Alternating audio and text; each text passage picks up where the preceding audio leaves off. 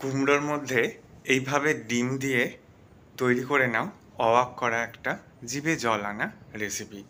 যারা কুমড়ো খেতে পছন্দ করে না তাদের যদি এইভাবে করে দেওয়া হয় তারা বুঝতেই পারবে না যে এটা কুমড়ো দিয়ে তৈরি হয়েছে। আমি কুমড়োগুলোকে ছোট টুকরো করে কেটে নিয়েছি, তারপর এর মধ্যে দুটো ডিম ফাটিয়ে নিয়ে নিলাম, দিয়ে দিয়েছি অল্প একটু পেঁয়াজ কুচি, 2 চামচ মতো বেসন,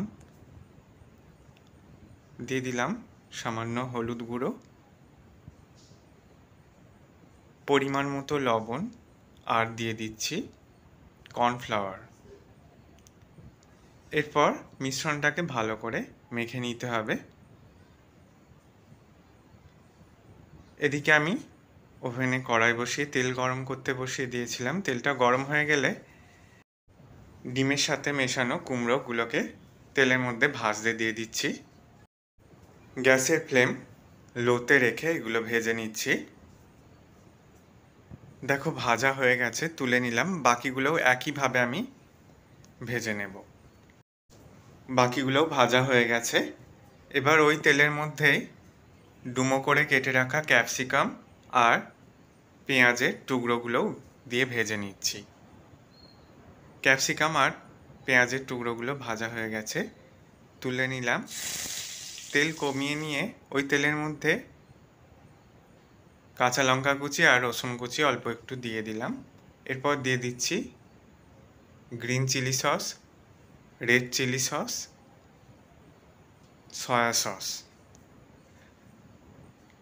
হলুদ গুঁড়ো, টমেটো সস, দিয়ে দিলাম কাশ্মীরি লঙ্কা গুঁড়ো। সামান্য জল অ্যাড করে ভেজে রাখা কুমড়োর টুকরো আর পেঁয়াজ ক্যাপসিকামের টুকরোগুলো একসাথে দিয়ে মশলার সাথে ভালো করে মিনিট 2 মতো কষিয়ে নেওয়ার পর আমি এর মধ্যে স্বাদ মতো লবণ আর স্বাদ অনুযায়ী দিয়ে দিচ্ছি চিনি।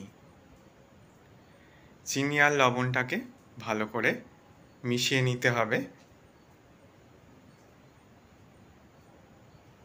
এরপর এর মধ্যে আমি কর্নফ্লাওয়ার মেশানো জলটা দিয়ে দিচ্ছি। এরপর জাস্ট এটাকে 2 মিনিট রান্না করে নিলেই তৈরি হয়ে যাবে কুমড়ো আর ডিম দিয়ে দারুণ স্বাদের এই রেসিপি। যারা কুমড়ো খেতে পছন্দ করে না তারা এইভাবে একবার ট্রাই করে দেখতে পারো। যে একবার খাবে বারবার খেতে চাইবে। রেসিপিটা ভালো লাগলে বন্ধুদের মধ্যে অনেক শেয়ার করো, লাইক কমেন্ট করতে ভুলো না। সকলে সাবধানে ও সুস্থ থেকো। ভিডিওটা দেখার জন্য সকলকে ধন্যবাদ।